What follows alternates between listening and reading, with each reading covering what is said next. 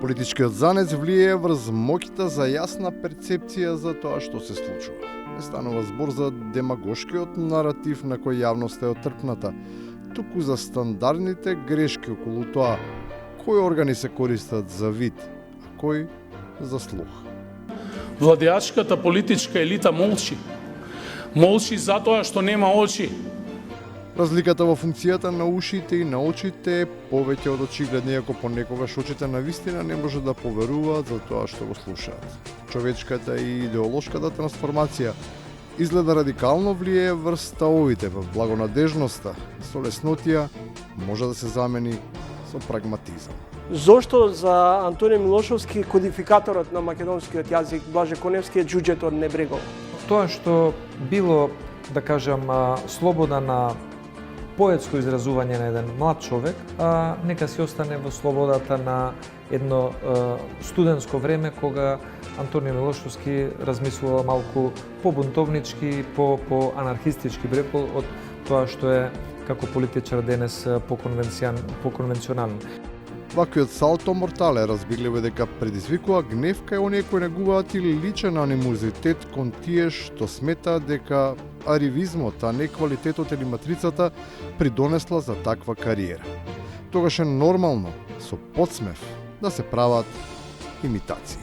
Јас сум бил министер за надворешни работи. Поранешен министер за надворешни работи, со многу искуство и така натаму. Но како министер за надворешни работи, како поранешен министер, но јас сум бил министер за надворешни работи. Овој човек што бил министер за надворешни работи, сега е пратеник и цело време е во игранката.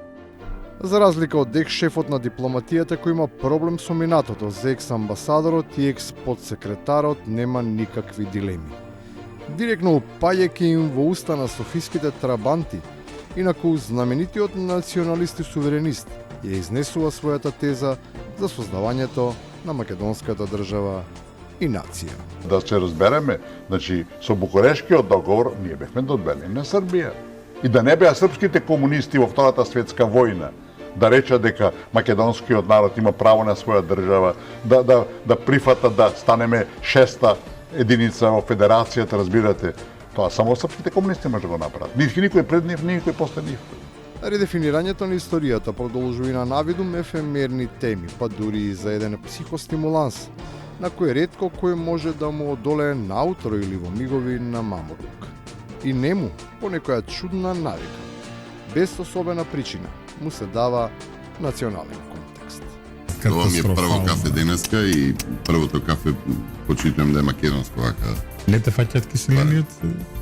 Не. Не, добро. Не. Македонско?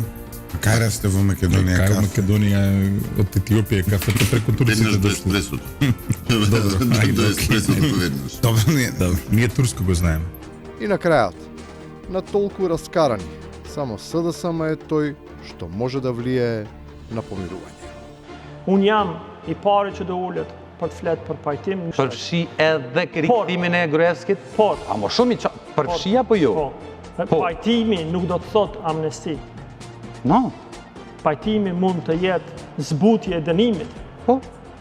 Deri në një farmase. Por jo falje të veprave. Apsolutisht. Нема повисока цена која ќе треба да се плати. Таа нема сума, туку име. Неправда.